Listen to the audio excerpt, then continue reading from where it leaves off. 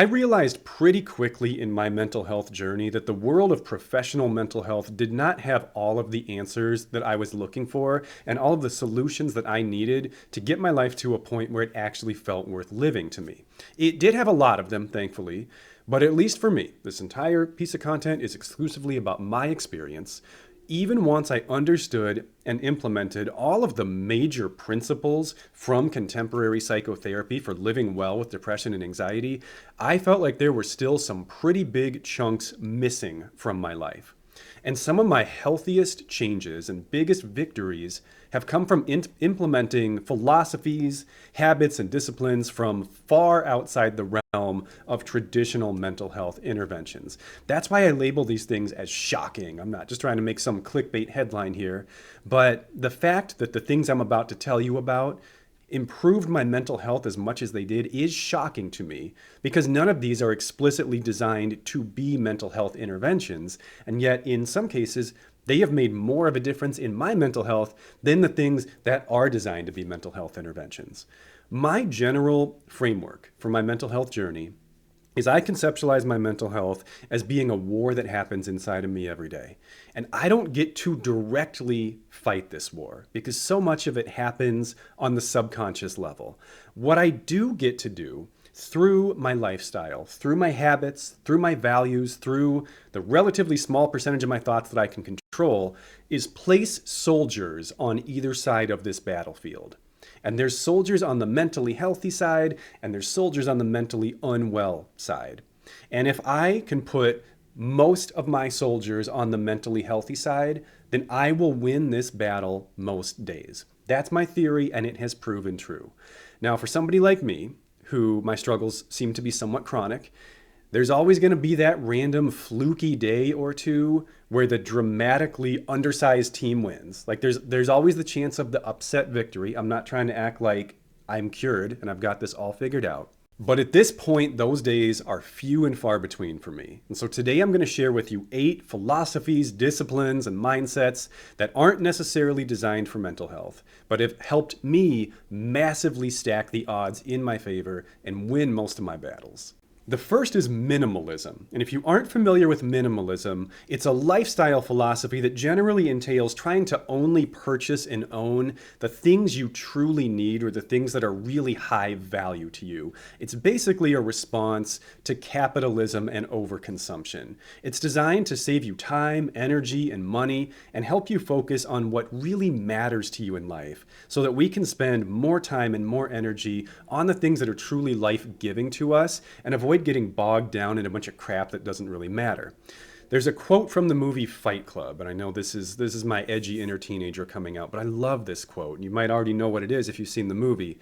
Tyler Durden says, "The things we own end up owning us." And I think it's an incredibly profound idea. I have fallen victim to overconsumption and compulsive spending myself. And I know that not only does there reach a point where the amount of things you own just functionally becomes meaningless because you don't use most of them on most days and you don't even remember that you have them most of the time, it actually becomes a burden. I know so many people who have so many possessions that they can't find the ones that they truly want or need because they're buried in some closet somewhere under a pile of other things. The more you own, the more you have to take care of, even if it's just picking it up and putting it away, trying to remember where it is. A lot of possessions require some kind of upkeep, which either costs us money or it costs us time. It's just a lot. Ownership is a burden. And I have found that dramatically reducing the number of things that I own has reduced my stress level, it has reduced my fatigue, it has made me more able to focus on my career and on my family and on the things that really matter to me. And I just don't really give a crap about stuff that much anymore. Minimalism describes a wide range of lifestyles. It doesn't have to be crazy extreme. I follow a few minimalism influencers. Some of them, like their house looks like an Apple store. You know, they have like a giant table with like one thing on it. That's a bit much for me. I don't take it to that degree. I just try to be mindful of what I buy and whether there's actually a purpose to it and whether it actually fulfills any reasonable need for me. In terms of physical minimalism, like physical products that I own, there are a couple things I have small collections of, and I follow what's called the one in, one out rule, which means if I'm going to add something to this collection, I have to also remove something from this collection. Otherwise, at least for me, they never end. They just grow and grow and grow, and there's no purpose to it. There's no end game. You're just accumulating things for no reason. And if I set a limit for myself, I say, like, I'm only allowed to have, let's say, 8 pairs of jeans or whatever, then I'm just going to focus on trying to get the best 8 pairs of jeans I can get rather than end up with 30 jeans and only wear 8 of them. I also try to practice psychological minimalism. This one perhaps is even more important for me. I care a lot about a lot of things. And for much of my life, that has been very overwhelming to me because many of the things I care about, I have absolutely no power over. When I was a kid, I used to get really, really worked up about like the state of the environment and the ecosystem and conservationism. And those things still matter to me. But I try to match the amount of time and energy I put into something to the amount of agency I have over something.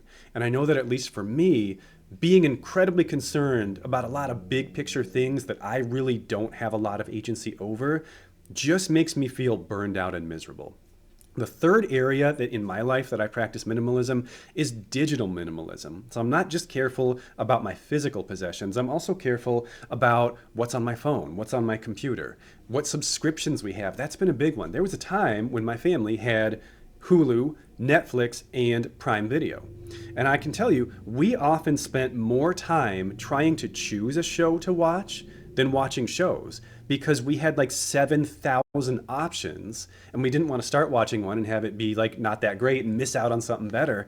And it's just overwhelming and completely counterproductive and maladaptive if, television or movies, for example, are supposed to be a calming, relaxing source of leisure, and you end up having like indecision anxiety over which one to pick, well, then it's not doing its job.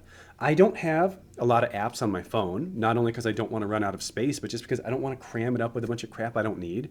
I am very careful about email subscriptions. I unsubscribe from things if I accidentally end up on some like spam email or whatever. I only get like 4 or 5 emails a day to my personal email, and they're almost all real emails, which dramatically lowers my stress level and saves me a ton of time. The second is mobility. Mobility is in my body's capability to move and function without pain or injury. Frankly, I've done a lot of damage to my body over the years in 2 very distinct periods of my life. From ages about 13 to 19, that was my deep, deep depression, and I didn't care about my body. I was very sedentary. I barely ate. I just didn't do anything. And I kind of shriveled up and I became like, it's not just that it didn't look good. I mean, I was unhealthy from a functional perspective. I had almost no muscle. I was inflexible. Like I couldn't do much with my body. And I was very insecure about it. I hated when I had to use my body because I knew it didn't work right. One day it kind of came to a head and I say this like it's a bad thing, but it was a good thing. I essentially like got peer pressure to join a gym. And that was like, I had such bad body image issues that when I realized, it sounds silly to say I realized I could change my body, because of course I logically knew that, but when you actually see it happen, it's different. And when I saw that my body was starting to not be something I completely hated looking at, I got a little too into it. And I lifted absurdly hard and did a lot of damage to like my joints and my tendons. I went from eating not enough to eating too much because I was trying to pack on tons of muscle. I did absolutely no flexibility work whatsoever. I took a lot of supplements that probably weren't great for me. And during that period of my life, I damaged my body in a very different way. And what I ended up with around my mid-20s is a body that looked all right, but didn't feel great to use or inhabit. And so lately, I've been trying to focus much more on physical activity that makes my body feel good more so than it looks good, because I think that is so much more important. I don't want my body to be a liability. I don't want my body or my physical health to be the reason I can't do stuff with my family or go to work. And that last one, this is so embarrassing, but whatever. I'm all about vulnerability on here. I missed 3 days of work a few years ago because I pulled a muscle in my back from picking up a dog toy. That's humiliating. And that was really my breaking point where I realized I have to take better care of my body. I thought I already was. I'm in the gym, I'm lifting hard, I'm sometimes doing cardio. That's not necessarily what your body needs. I focus much more on making my body just a pleasant place to inhabit now to the best of my ability, and that makes me so much more satisfied with my body than having it just look some certain way. The third is sobriety, and I know that one might seem like it's cheating a little bit because sobriety, of course, is very much a mental health concept. And I'm not just trying to like cram this in there and hope you won't notice. The reason I say that sobriety is surprising that it improves my mental health is because I personally have never had like a substance abuse or substance dependence issue. I've had my fair share of addictions, don't get me wrong. They just haven't been to drugs and alcohol. And so the world likes to put people into two categories with substances. People who have had or do have addictions and therefore should never use substances, or people who aren't prone to being addicted to substances and therefore should use them, at least occasionally. I find this to be ridiculous and an unhelpful, unrealistic binary. And I put myself into a third category that not a lot of people recognize, which is people who aren't necessarily going to end up in a life-ruining pattern through use of drugs and alcohol, but people who drugs and alcohol do not add any meaningful value to their life and still may detract from it to a degree. And I put myself in that category. I do not want to give a single foothold to the unhealthy parts of my brain. And sometimes all it takes is one bad night of sleep because I had a couple drinks the night before and I didn't really reach deep sleep because that's what alcohol does to your brain. And then the next day, I'm just not quite as sharp, or I'm a little more short-tempered with my family, and I feel like I have a bad day at work, and I feel like I have a bad day at home, and then I can't sleep that night because I'm ruminating about why my life is going downhill and why I'm a jerk and not good at therapy, and now I'm on a downward spiral that could last weeks. And that might sound ridiculous, but it's happened to me, and I suspect to some of you it doesn't sound ridiculous, and you're like, oh yeah, that is actually something that happens to me too. I'm not going to tell you what to do, but it's worth considering. Being completely sober from drugs and alcohol, even though I don't, quote, need to, is something that has massively improved my mental health and my overall quality of life. It's also just one less decision to make. And again, this kind of ties in with minimalism a little bit. I'm just a really big fan of taking things off my plate entirely. I think life is hard enough when you only do the essential things. Adding in optional things just increases the difficulty level. I don't have to worry about it's Friday night. Should I have a drink? How many should I have? I don't worry about should I buy some beer at the grocery store this weekend or not. There is no thoughts that are devoted to substances, and it frees up more time and energy inside of me for other things that actually matter to me. The only psychoactive substance I consume is caffeine, and I am very careful about caffeine intake, and I try to keep it very minimal. For me, there is no substance that can add as much value to my life as being as close to 100% as possible, as often as possible. The fourth is ecotherapy. If you're not familiar with this term, it means basically you need a connection to nature or to the natural world as a part of your mental health and just general peace and well-being. I very much need regular connection with nature to feel mentally well, every day if possible. I find being indoors all day long to be understimulating at best, bordering on sensory deprivation at worst.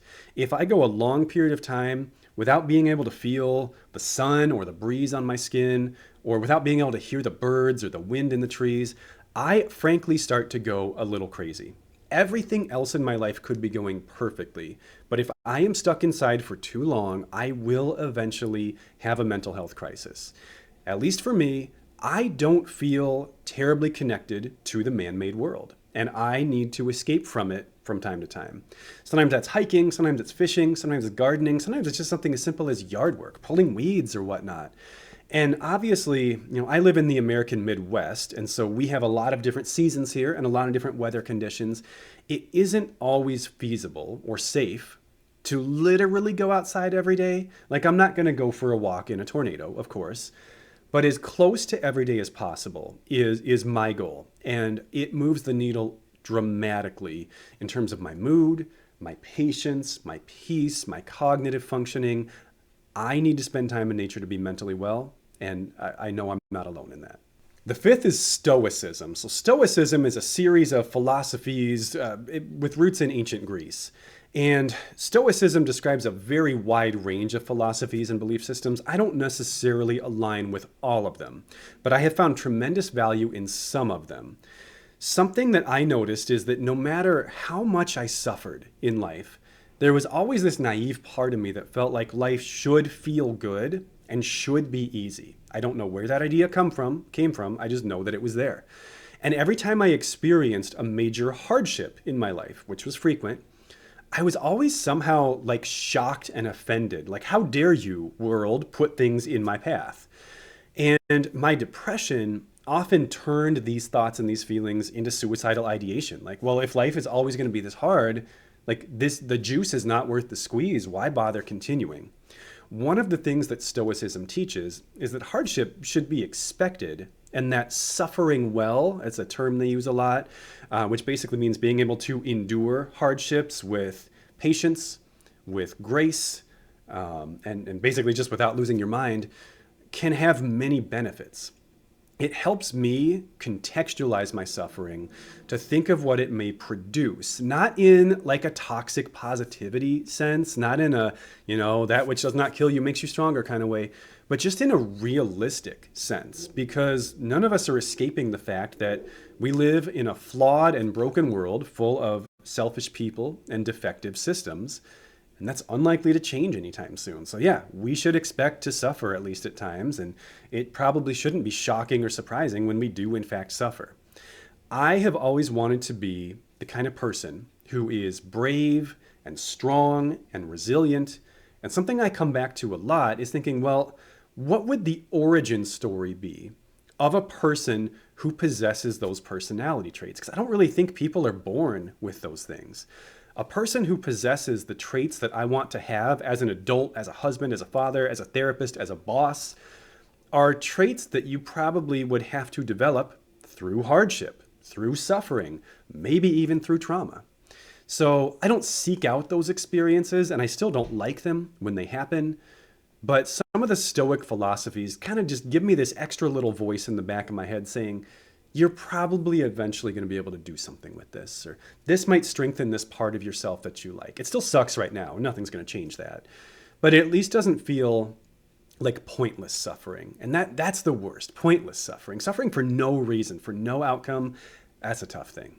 Stoicism also helped me practice acceptance and boundaries. This again kind of goes back to psychological minimalism to a degree.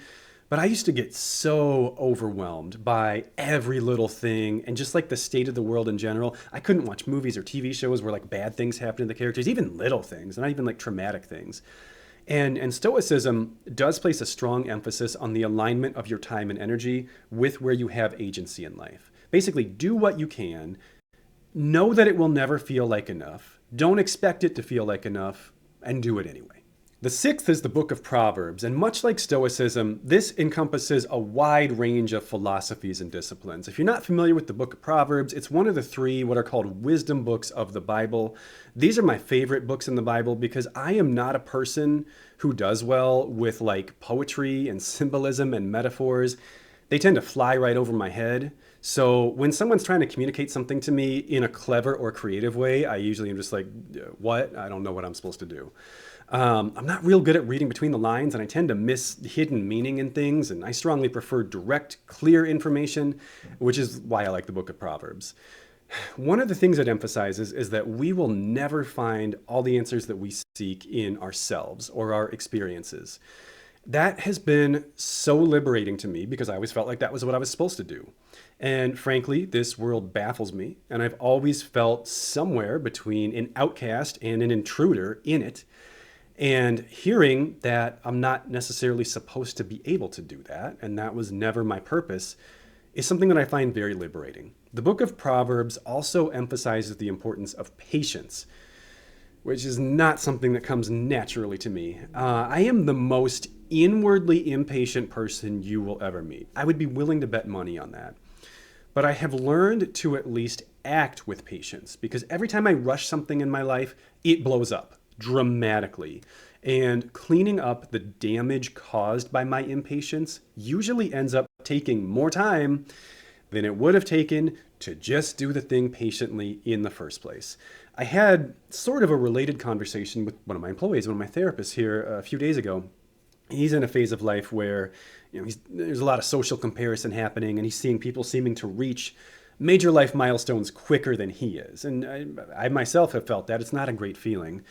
And what I told him is, if you're trying to build a healthy, sustainable life, you're almost always going to feel behind, because I don't think most people are trying to do that. I don't think most people are concerned with that. I think a lot of people rush things and act hastily and impulsively, and it seems like they're progressing really quickly in life until things blow up.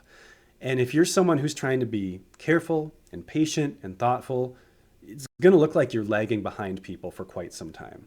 The Book of Proverbs also emphasizes the importance of hard work. And that's another, you might look at me, I don't know how much you know about me, but you might not think of me as someone who dislikes hard work. But let me tell you, there was a long period of my life when I hated anything resembling work and did everything in my power to avoid it. For most of my life, I've really not been the kind of person who finds meaning or enjoyment in the journey. I'm like, no, I just want to be there. I just want to get to the place and do the thing.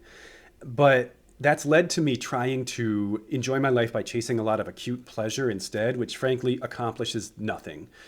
Building a life that is worth living, and one that you aren't constantly trying to escape from in one way or another, is going to require sustained, focused periods of significant effort. For a lot of people, I think that's common sense. For me, it wasn't. I needed to learn it through reading. And the last area that the Book of Proverbs emphasizes that has been really helpful to me is humility. I am somebody who has dealt with a lot of low self-esteem, bullying, feeling very overlooked in many contexts, and I think a natural reaction to having those types of experiences is to overcorrect and try to really put yourself out there and kind of be a little bit like, look at me, look at these awesome things I'm doing, because inside I feel like no one likes me, no one sees what I'm doing. And if I'm not really flashy and showy about it, no one ever will. And so if I ever want to feel like anything I'm doing matters, I need to make sure that I'm seen. This doesn't work real well, because when you compensate for these experiences by inflating your ego a little bit, people don't really like it. It's not a great way to live. It tends to drive people away. Sometimes you set expectations for yourself that you yourself can't live up to. And learning to practice humility, not like self-deprecation, but just humility. Just middle of the road, I am not any more important than any other human being, is something that I've found tremendous value in. Strongly relating to that is number 7, prioritizing others. I am inherently a very selfish person. I don't know if that's my nature and my biology, or if it comes from what I was just saying before, a lifetime, for the most part, of feeling like my thoughts and feelings have been very misunderstood, mischaracterized, or just plain missed. But I generally feel like if I don't meet my own needs aggressively and rapidly and assertively, they just won't get met at all. And to a degree, this is true, and I somewhat still believe this. But living in a very me-first way has gotten me stuck and screwed me over more times than I can count. And I really believe at this point in my life that we truly are not meant to live this way. There's a lot of psychological research that backs that up too. One of them that I think about a lot, this is from the dark days of psychology when we used to do some really messed up stuff to people. You've probably read about electroshock studies and stuff like that. Well, they had people in 2 different conditions. So they were delivering relatively mild but gradually escalating electric shocks to people. And the people were told one of 2 things. They were either told that they would get some certain amount of money for every shock that they endured, or they were told that every shock they endured was one less shock. This is the really messed up part. That another person would, they were told there was another person on the other side of this wall, and you're taking the shocks for them basically. And I think they even matched it to see whether it mattered if it was a stranger or a family member. People endured, I don't know how to say that word, dramatically more shocks when they felt like they were protecting another person from the shocks than if they just thought they were getting money for it. It was a stark difference between the 2 conditions. Doing things only for ourselves is just not as motivating or as compelling or as meaningful for the most part, as doing them for others. And I've noticed this in my own life. I have so much more energy, so much more focus, and so much more motivation, and honestly, even so much more joy. Not that that's what it's all about. When my actions are being driven by empathy and compassion for other people rather than being driven by self interest. Now, my asterisk here, you could take prioritizing others to a degree that is very unhealthy and unhelpful. This is not a black and white thing. Don't neglect your basic self-care needs. Don't not buy food for yourself. Don't not sleep. Do the things you need to do to keep your cup full, but be honest about what is and isn't in that category. Don't overdo it because that could be harmful. And the last, a very simple concept, budgeting. I didn't know how to do this for a lot of my life, and money was something that was very stressful to me. It's something I didn't manage well. It's something I didn't really even understand, like cash flow. I didn't understand how cash flow worked. I bounced a ton of checks because I didn't realize I had other checks written out there that hadn't been cashed yet. And I'm not like 17 years old in this story. I'm like 26. Like it's not good. At this point, my budget is set up such that I know exactly how much money is going to come in every month, and I know exactly where it's going to go. And knowing that ahead of time, just pre-deciding what to do with money rather than getting it and being like, how much should I put here? Should I put some into savings? Should I buy stuff? Like, I've already figured it out. And there's no guesswork. There's no uncertainty. It's just, here's my system, which I had help. I needed help from an accountant in figuring out that system. It's okay if you need help with that. I just know where it's going to go. I know what I'm going to do with it. And it's yet another example. A lot of these kind of align with that of just freeing up space in my brain. I get so bogged down with the minute details of life. And then I don't have time to do the things that really matter, or I do, but I don't enjoy them because I'm thinking about 7 other things. And taking financial decisions, for the most part, just out of my consciousness and putting them into a system has saved me so much time and energy and given me so much peace of mind. So if you don't have a financial budget, I would strongly consider you to think about having one. Finances are the number one stressor for most people. And stress and anxiety obviously are different things, but they of course are strongly linked to one another. So anything that reduces your stress level in a major component of your life is probably also going to strongly benefit your anxiety. Hopefully you were able to glean some value in these 8 philosophies and disciplines that I personally try to live by. Some of these I figured out a long time ago. Some of these are really recent additions to my life. I could probably do this video a year later and have 3 or 4 different ones, but this is where I'm at today, and I hope that some of this information helps you. Good luck, take care, and I'll see you soon.